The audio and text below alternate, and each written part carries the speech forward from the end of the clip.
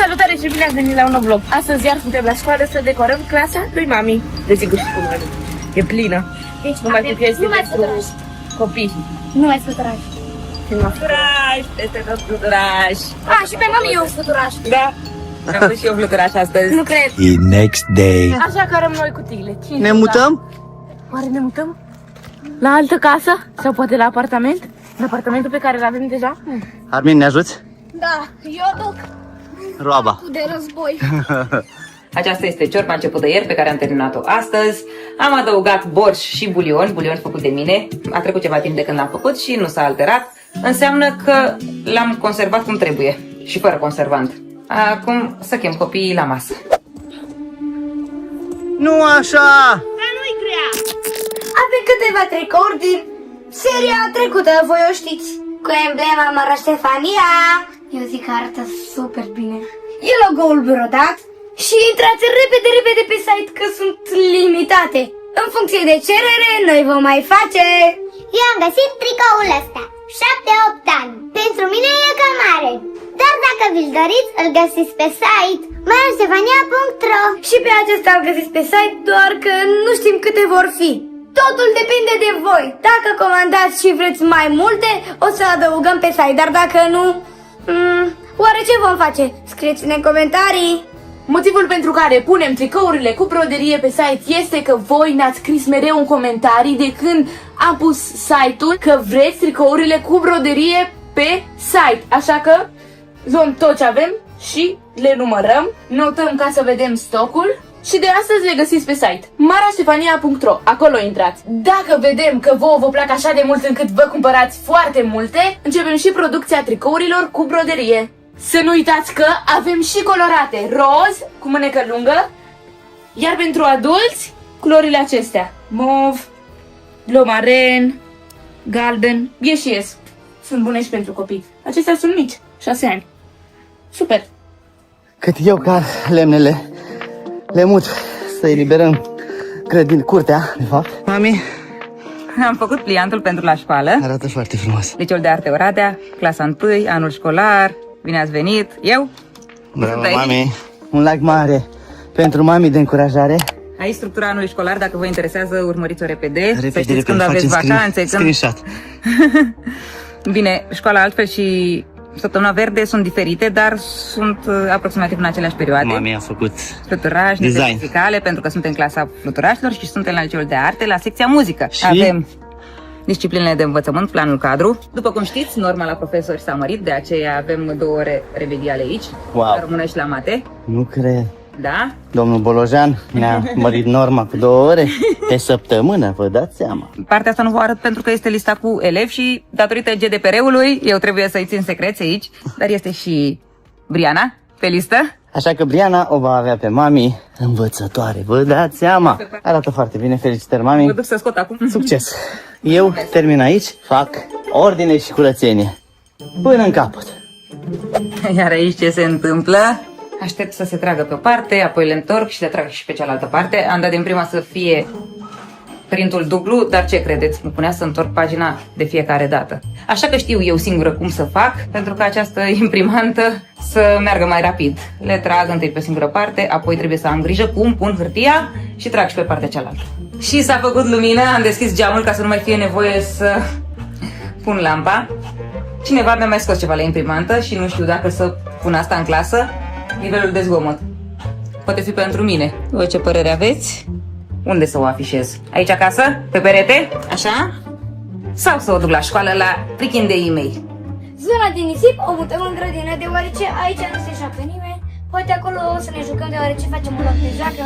Și abia aștept să ne jucăm în el. Avem ajutoare! Bună, Rodi! Rodi a venit la treabă, a venit să ne ajute.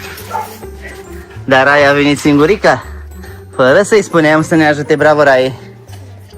Online pentru Raisa, pentru că ne ajută la treburile casnice, într-un fel sau altul. Eu nu găsesc capătul la scociul ăsta aici. Păi am pus eu mâna, e murdar. Uită! În cutie avem lucruri de piscină. Ce se întâmplă aici? Ce faci, Mara? Oricum mătura nisipul. Trebuie să aducem și apa cu presiune să dăm aici. Bravo, Mara! Bila albastră, nu arunca. Eu mă dau cu un fit. Bravo, Ari! Hai, spor la treabă! Eu fac o tăiem foliile. Da, să tai florile. Așa tai tu florile, bravo, hai! Ariana trebuie să fie supravegheată măcar de una din fete. Va veni Teo sau Mara? Pe cine vrei? Mala. Hai, ok. Iar rezultatul final este acesta. Am făcut ordine și curățenie, așa cum am spus că vom face. Am făcut în echipă, toată lumea a ajutat ca să terminăm mai repede. Am lucrat și la orar, așa arată. Eu sper să vă placă. Eu una sunt încântată de el. Sper să le placă atât copiilor, cât și profesorilor de la clasă, cât și părinților, cât și vouă. Și să vă inspire. Ce drăguț e. The next day. Am venit la Andrada să dăm jos unghiile de vacanță și să ne facem altele noi de școală. Teodor, își dă jos unghiuțele. Mulțumim, Andrada. Ce-ai făcut? Ce-ai pățit? Înainte și după. Dar nu-i gata. Wow! Nu-i gata că a mers mami, că se grăbește. Rândul meu acum. Suntem doar la plic. Asta e o etapă intermediară. La final vor arăta super. Cât mami își face unghiile, mergem să le cumpărăm ceva de mâncare, niște plăcinte. Aici sunt tradiționale în Oradea plăcintele, așa că mergem. Am luat plăcintele, cât ne-a costat să mă gândesc? 34 sau cât? Da, cam așa. Foarte puțin și e plină sacoșa de plăcinte. Super, mergem înapoi. Am lăsat-o pe mami pentru că trebuie să meargă la școală, să mai facă, să aranjeze, să... Da, mai multe. Câte etape am scris și am luat pentru Astăzi copiii tot, lui cum mami din avem. clasă. Da. Aici sunt restul. Eu am fost să le cumpăr pentru că în prima zi de școală mami s-a gândit să le facă câteva cadouri. Pe lângă materialele informative care vor fi pe bancă, eu zic că Și o toți copilașii se bucură de jucării. Așa că... Abacui și e în trend. Și eu zic că toți copiii ar vrea ceva, eu mi-aș dori și eu. Ăsta cu ce e? Nu Ca știu un fel de vierme. Ăsta e un burger? Nu e burger, e E gogoaș. Ah, și ăsta? Croissant. croissant. Și ăla e ou. Unde? Ați făcut ou. Ou? Există și ou? Mami a zis că e plăcintă cu vanilie. O să se bucure copiii, sunt convins de asta. Voi ce ziceți? Scrieți în comentarii, v-ați dorit să... Deci, noroc, nu. Vai, bravo! Pufurile. Alea pentru voi. Ca să nu vă mai plângeți, v-am luat 3-4 seturi. Super. Cu magnet. Nu înțeleg ce se întâmplă, dar... Ia... Ha! Se ridică sclipiciul sau ce se întâmplă? Particulele aia. Tare! Fluturașii. Apar fluturașii pe degete. Magnetic, cu magnetul. Trebuia să întreb dacă există așa ceva. Magnetul ăla. Da, uite. Mi se pare foarte tare că există așa ceva. Fragil!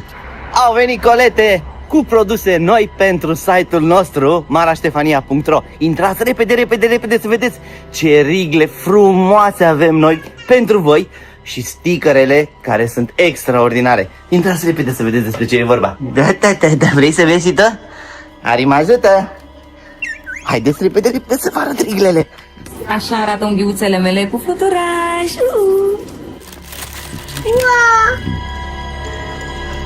Poftim, Ari, ce părere ai?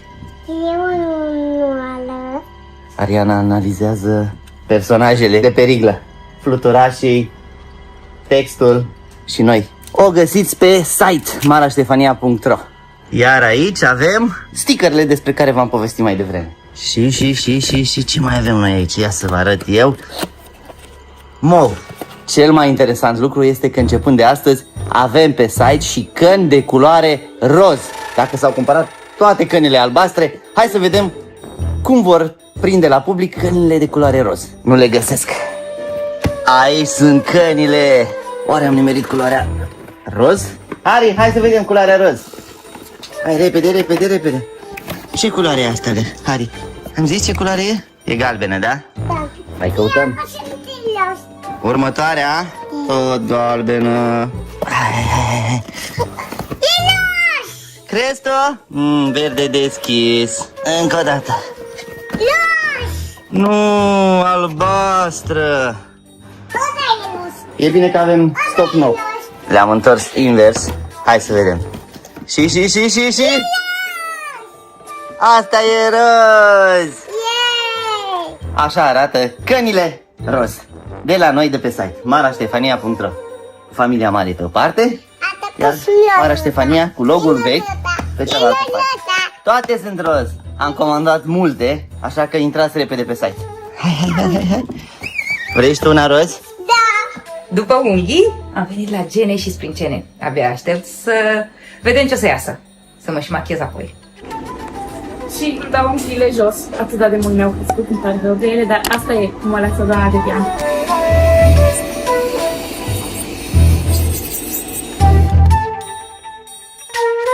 Ciudată arăți, mami? Acum stau cu genele la... cum să zic, la încrețit. La încrețit. Prima soluție a fost îndepărtată și acum genele mele sunt date cu a doua soluție. Ai la iar, parcă ai, mami. Da, am genele pe bigudiuri, facem genele permanent. Nu, ai niște benzi negre. Am înțeles. Tu vezi exact, eu nu văd.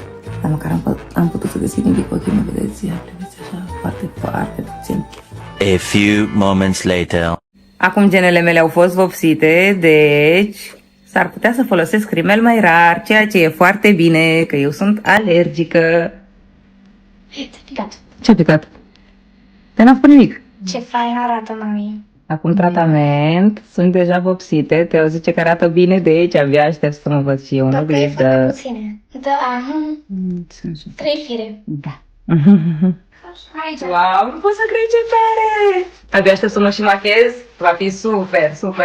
Când nu o să se mai vadă cearcanele, ele or să existe, dar vor fi acoperite. Urmează și sprincenele. Wow. Ce drăguțe sunt! Zici că sunt rimelată! Canasta roz este a mea. Acum urmează pedicură. Cam așa arată unghiile, așa la mâna dreaptă. Iar așa la mâna stângă sunt foarte frumoase, mulțumesc!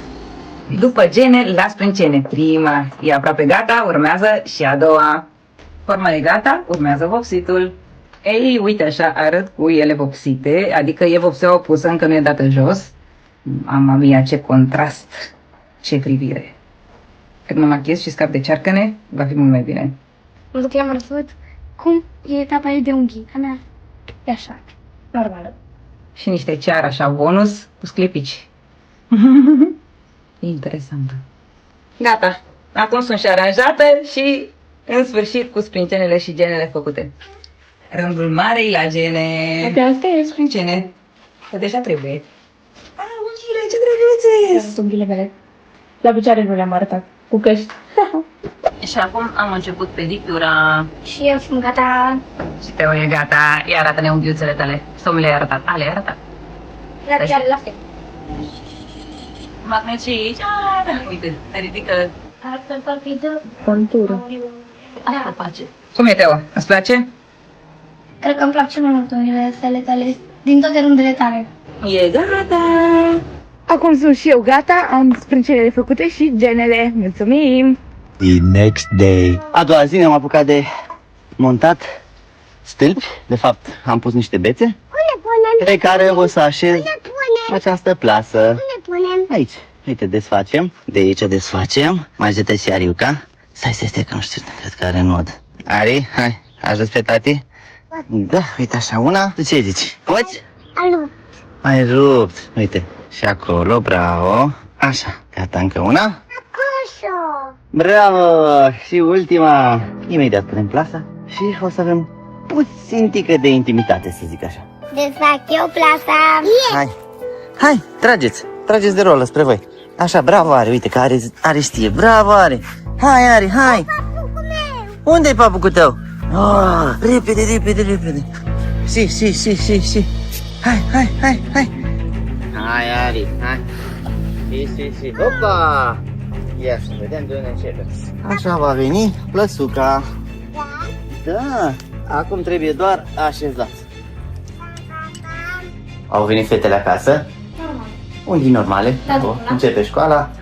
E bine așa? Ce loc? Și-a pus Teogene. Nu. Doar mi-a dat cu o soluție. Și ți le-a Mi le-a... lungit. Da. Azi că e și pentru copii și pentru adulți, n-are. ceva substanță chimică. Vreau și eu. Briana, bineînțeles. Parcă n-ați ști-o. Dacă erau fetele, am vrut și eu dacă eram acolo. Aici e Teo, doar pentru ea, vrea și ea să se vadă așa cu genele întoarse, e superbă. Chiar dacă e copil de întors, le putem întoarce, nu-i bai. Eu am venit să-l ajut pe tati să prindă cu aceste... Sârmulițe, da, plasa. Pentru că vrem să arate Mai ok. mai bine, mami zice că arată urât. Voi ce părere aveți? Și să ne putem juca fără să dăm mingea pe dedesubt, mereu să zicea pe dedesubt și era rău. I-am făcut aici lui tati multe sărmulițe îndoite așa, pe jumate, să aibă tati pentru toată plasa. Oricum trebuie să mai fac. Nu ajunge chiar pentru toată, cam până acolo. Cam așa, deoarece trebuie peste tot să prindă. Și cam așa arată grădina noastră, verde, verde, verde. Te simți un pic mai în siguranță, dar e ok, nu sare mingea, uitați unde era gata. Mara și Teo, pe lângă faptul că au fost și s-au aranjat, să zic așa, la cosmetică, au fost iarăși toată ziua să o ajute pe mami. Eu le felicit, bravo lor. Atât Teo cât și Mara i-au fost de mare ajutor astăzi, încă o dată. Am lăsat-o pe mami și pe Mara la mâncare, iar noi am venit să luăm ceva rechizite de aici. Ce? Halloween.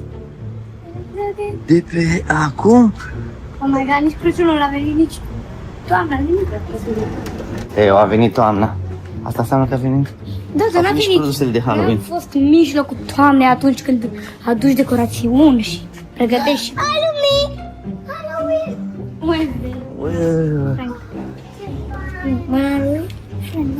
Și merge pe jos. Ia, E una la mă, cred. doar cântă. Wow, și să-ți bagi ce bombonele și faci tricul. Uite, asta îmi place mie. E din sticlă. Punem pe site? Mă poate uita. Tati! Uite, are rățuște. Am găsit niște rățuște foarte faine. Mă gândeam să le iau, să le dau să le ducem în piscina. Dar mai vedem. Sunt câteva culori. E inclusiv o rățușcă neagră, am văzut acolo. Stai, Ari! Ai găsit rechizite? Cât costă? 20 de lei. Îl vreau, dor cu el. Am găsit cretă colorată pentru mami. Să zicem că e ok. Vreau! Mai căutăm și dacă nu Unde găsim e? Cu copii. pentru că trebuie să deseneze mama tabla. Bine a venit în noul an școlar. Copii! Ariana vrea un ghiozdan cu copii. Ce copii? Eu sunt în Roblox. Eu alerg. Arcul de alergare. Iar Bri are de sărit. Ce e ăla? În Roblox. Ce e ăsta? Arcul din Roblox. Am găsit câteva marcare, doar că Teo nu e mulțumită, vrea mai mult de atât, vrea de fapt mai multe culori. Da, pentru că profesorii noștri mi-au spus, Mara, scriu cu 10 culori dacă au, cu toate culorile. Ne trebuie foarte multe culori ca să evidențieze textul care îl scriu pe tablă. Oh my god, mi-e frică. Hai, Bri, ambele. No. Eu ăsta. Bun, tu. Stai că o să-l fac mare. Ai curaj? Hai. A, uite, ăsta e corect. Hai. Păi nu, e rupt. Vedeți că e rupt? Ia să vedem la mine. Ha, m-am speriat și eu. N-am plecat cu mâna goală, de fapt Ariana nu a plecat cu mâna goală. Da. Nici Ariana nu a plecat cu mâna goală. Nici Bri. Nici? Bri. Și nici mami. Pentru școală. Doar Teo a plecat cu mâna goală. Ba nu, i-am luat carioci. Pentru tine, tati, pentru tabla aia a noastră. Și o să mergem la Jumbo într-o zi să-mi iau și eu camera, deoarece sunt foarte multe, vreo 15 culori. Voi scrieți la tablă cu marcare colorate, eu nu știu ce fel de tablă am. Astăzi am fost în clasa mea și am văzut că este tablă cu carioci, cu marcare. N-am mai mâncat de nu știu când KFC. Cred că de prin Cehia n-am mai mâncat KFC. Ne-a fost poftă și am venit să mâncăm aici în restaurant, că ne-am săturat de luat la pachet mâncare, fast food, să se răcească. E mai bine să o mănânci pe loc, de-aia e fast food. Iar acum am venit la concert la Filarmonică. Vă întrebați de ce e la concert la Filarmonică în cetate? Pentru că acest concert se ține în cetate și e concert cu muzică de gaming. Ce? Ce? Oh! Adică o să vezi muzica din Roblox, din Assassin's Creed, din League of Legends. Haide că începe! Hai. Aici e cetatea Oradei. La acel zid am filmat acum mulți ani, înainte să ne mutăm, ca să vedeți de când ne place nouă Oradea și atunci voiam să ne mutăm aici cu cartunchet. Ar fi o idee. Acum vreo Să se 7 audă. ani. Uf! Da, Mor în Roblox. Am intrat în cetate. Te aștept să fac concertul. Sper să se găsească bilete aici la intrare, că noi n-am făcut filarmonică să luăm bilete. Eu am venit în șat. Dar important e că o susțin pe doamna mea profesoară de canto, care e soprana la filarmonică. Eu Și sunt cântă ca acum. solistă care cântă aici, în seara asta, pe lângă orchestră. Intrăm să luăm bilete. Văd în față că se dau bilete. Da, aici. Ei, ce bine, mă bucur! Ar trebui să încurajăm copiii să asculte orchestre și muzică clasică, chiar dacă cum nu e muzică clasică. E muzică de gaming, dar de obicei la filarmonică doar muzica clasică se cântă. Casă de bilete. Gata, am luat bilete, mergem la locurile din față. Se pregătește concertul, încă nu e nimeni pe scenă. În spate se acordează instrumentele. Bună seara. E bine, da? Gata. Ne-am găsit locul să avem audiție plăcută. Aici este prezentat programul, Sinfonia unui jucător, adică a unui gamer. Sub bagheta carismaticului dirijor Stefan Geiger, iar ca invitată specială pe soprana Ancuța Măslină Pop, membră a corului filarmonicii.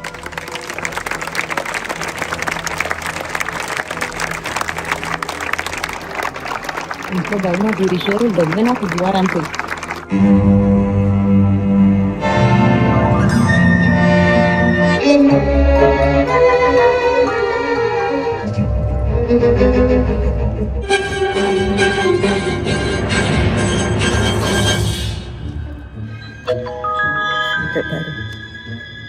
L-a cântat și doamna mea de canto.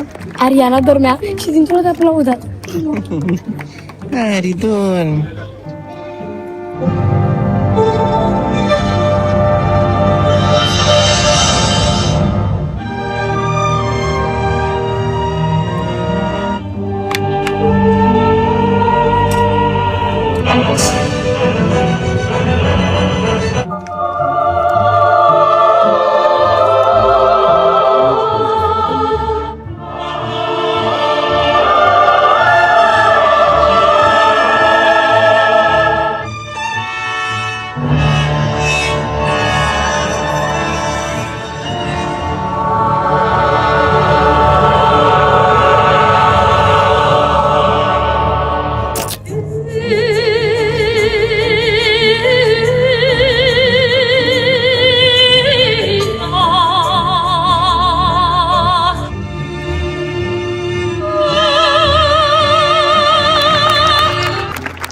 Cele mai lungi aplauze. Oarecum sună super mare?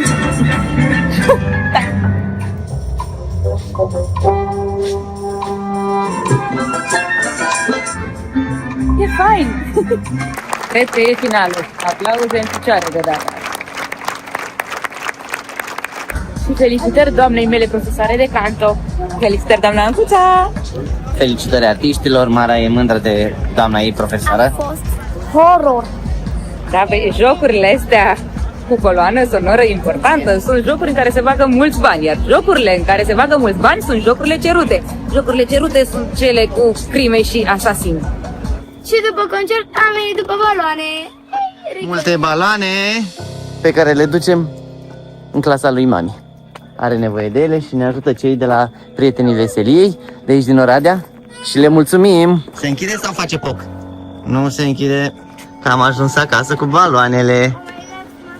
Și aici e plin! Baloane!